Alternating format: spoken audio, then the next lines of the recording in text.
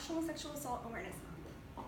We wear t-shirts, we read pamphlets, and we do whatever we can to educate ourselves and the people around us about the issues of sexual assault. Behind me, you'll see images from a council meeting with military members discussing sexual assault awareness in the military. It's uncomfortable to look at, just as it's uncomfortable for them to be up there. I hope you keep that in mind. I'm not here to tell their stories, but I do want to shed light on the issue. Hi, my name is Alex Sindberg, and my research question was, what is the relationship between military sexual trauma retaliation and the current cultural climate of the U.S. military? Before I go into anything, I think it's important to note some definitions and acronyms that I'll use. First of all, military sexual trauma will be abbreviated as MST. The Sexual Assault Prevention and Response Office of the Department of Defense is SAPR. Personality disorder is PD, and retaliation is defined as taking or threatening to take an adverse personal action. Sexual assault is any action of sexual nature that occurs without the consent of the individual. And the non-disclosure agreements that I'll talk about will be abbreviated as NDAs, and they're confidential information agreements that make disclosures of the information illegal. First off, I think it's important to note important literature from the field. It can be broken down into 3 categories: culture, protection, and retaliation. First, under culture, hazing and hypermasculinity can go hand in hand. The military's demographics have been consistently male-dominated. So that means now and then 50 years ago, the majority of the people in the military were males. This goes into defining a culture of hypermasculinity, seeing as that is how the demographics are made up. That goes into hazing because the majority of male-on-male sexual assault occur as a form of hazing. Because hazing is a way to assert dominance upon each other, if it's intensely hypermasculine, individuals will use that to fuel their actions. Thus, sexual assault is a form of power and hazing. Under protections, there are 2 important things: the Whistleblower Protection Act and restricted and unrestricted reporting options. Under the Whistleblower Protection Act, it makes the disclosure, or the retaliation against the disclosure of any protected communications illegal. So 5 years ago, protected communications were extended to include any reports of sexual crimes. Under restricted and unrestricted reporting, individuals have 2 options when reporting sexual abuse. They can report restricted, where none of their personal information goes out, or unrestricted, which is like a typical law investigation. With retaliation, I found that there are 2 major barriers to reporting. Barriers to reporting are anything that keep an individual from reporting a crime against them. PD discharges have been found by a Human Rights Watch report to be massively occurring, but without medical reasoning. So people would get these PD discharges without going to the doctor and being prescribed with personality disorder. Personality disorder is considered something that was pre-existing prior to military experience, so the individuals don't receive veterans' benefits for it. Under collateral misconduct, this includes any actions that violate the Uniform Code of Military Justice, which can be adultery, fraternization, or underage drinking. With these charges, an individual who reports an assault could be charged with these while the sexual assault investigation is going on. I found with my research into the topic that sexual misconduct has been increasingly more relevant in society. People are talking about it more, and it's becoming a buzzword in a way. There is information on the facts that make an individual more likely to be affected by military sexual trauma and its personal ramifications. These can be how emotionally you take it or the physical effects it has on you. However, there is not much information on the societal effects of it, and also how effective the current government protocols are.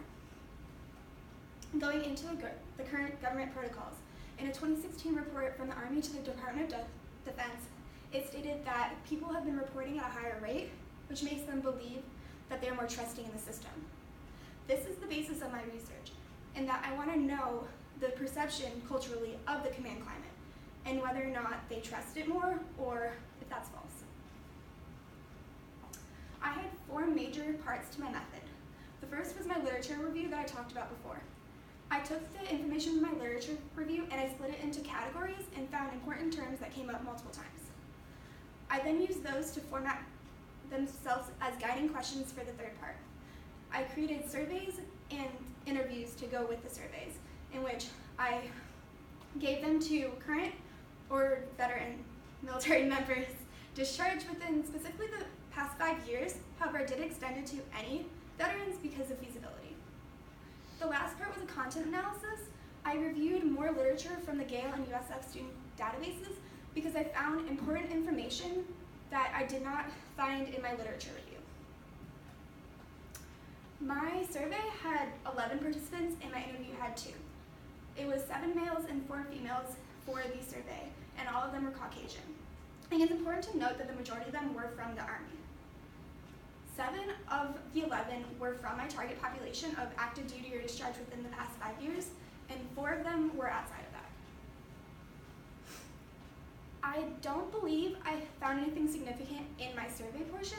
However, I did receive an anonymous note with it. It stated that this woman's daughter was discharged and given the choice between having a mental health discharge or signing an NDA and getting an honorable discharge. This came from horrifying sexual abuse, which was buried by the command and involved multiple women. With this is what led me to do my second content analysis. I found that a document published by the US government had a template of what an NDA should include. If you remember back, the Whistleblower Protection Act specifically defines sexual abuse claims as a form of protected communication. In this NDA, it stated that any of the information that it protects cannot conflict with the whistleblower protections. This means that the NDAs could have potentially violated the individual's rights and cannot be held up. I think it's also important to note that the woman did imply that she was coerced into signing it, which I also think is important.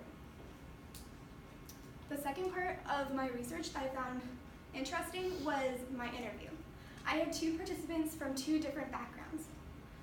Participant A was a SARC officer who worked under the SAPR branch, which was the sexual assault branch of the Department of Defense.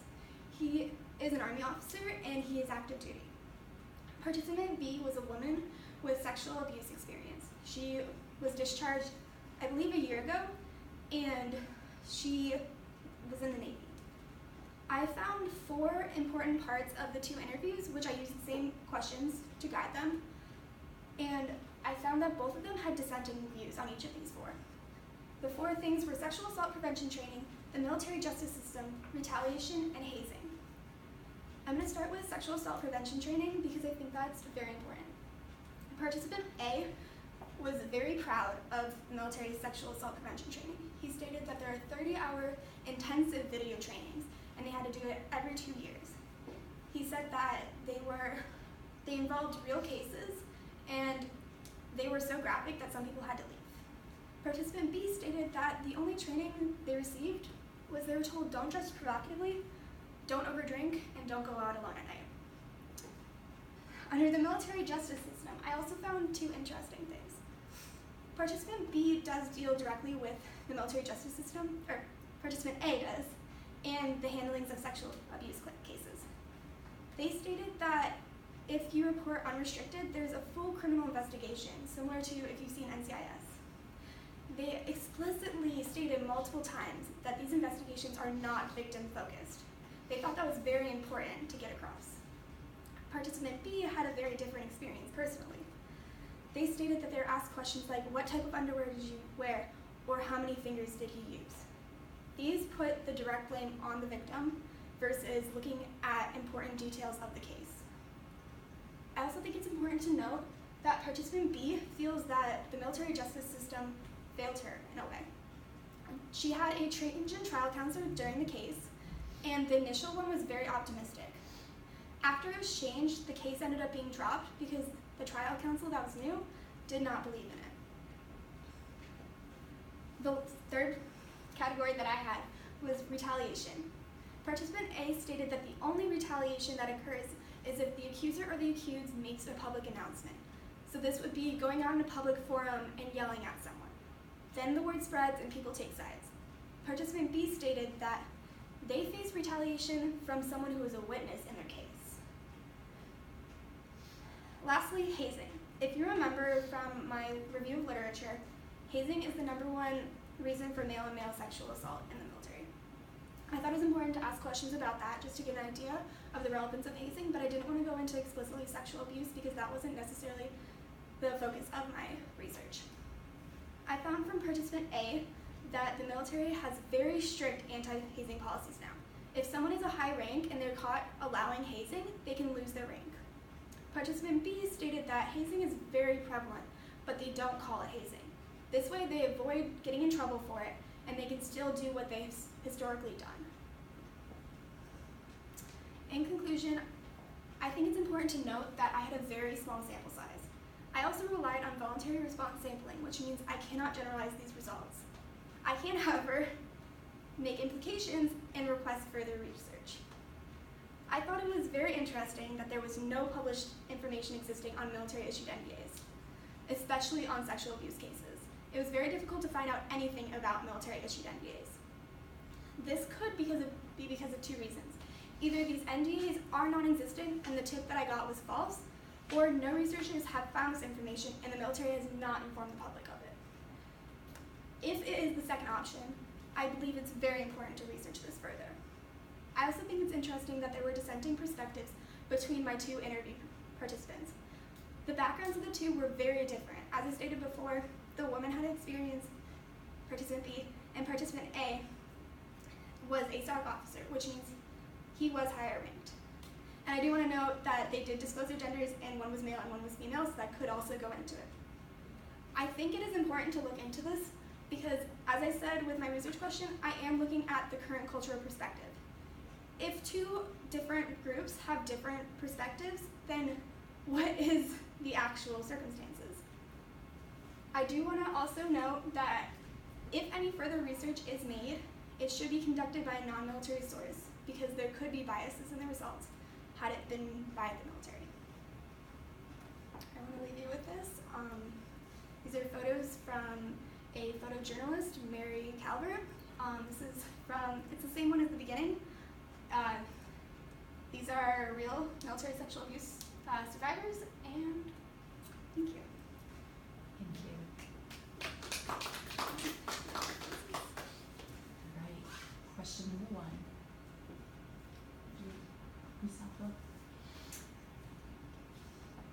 So you want me to pick from the? Yes. Okay. So I like the question about obstacle or challenge. I've worked with you for a part of this, and you learned so much from your obstacles and challenges. What would you say was the hardest obstacle to overcome in this research project? I think the hardest obstacle was that I had the anonymous tip, which told me about the NDAs, which is something that I definitely not read about at all, which was really scary because then I was like, what can I do with my results now? Like, there's this new information. What am I going to do? And then I decided to go with it and research that, and it ended up with really good information that I think is really important. So I think it turned out really well.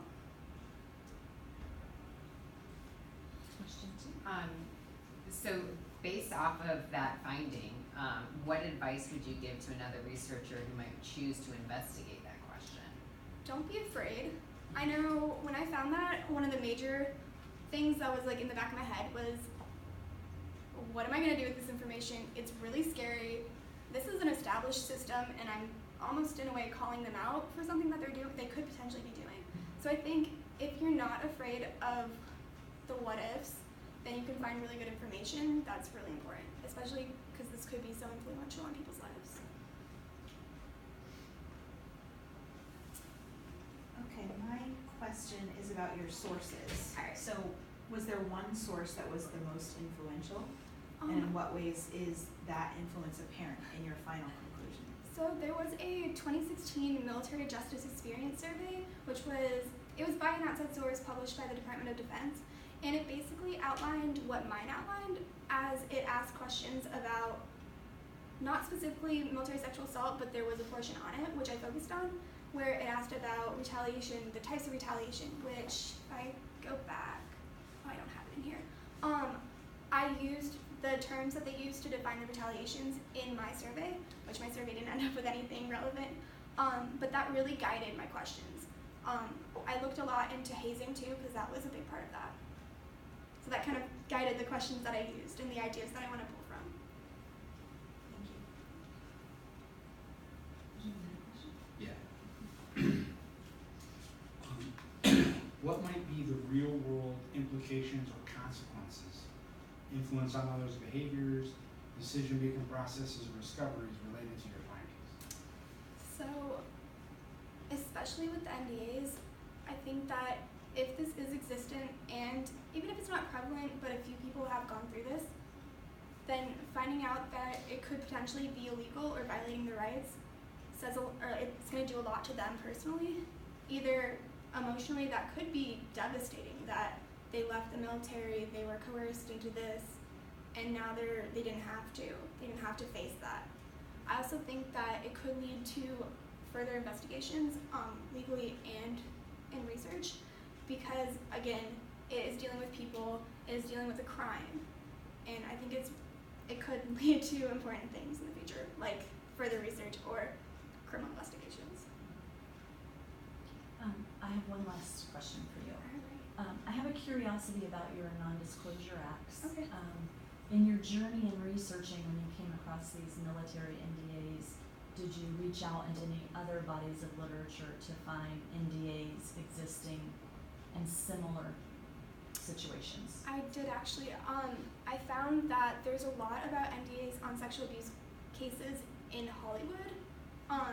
It's actually publicly being talked about a lot right now with like Harvey Weinstein and like directors, and it's sexual harassment, which is a form of sexual abuse, and it's really common in Hollywood. I read a lot about like the implications of it and how it could cause other people to be assaulted too, because it's not spreading the word of a perpetrator in the community. Okay, thank you very much. Good job.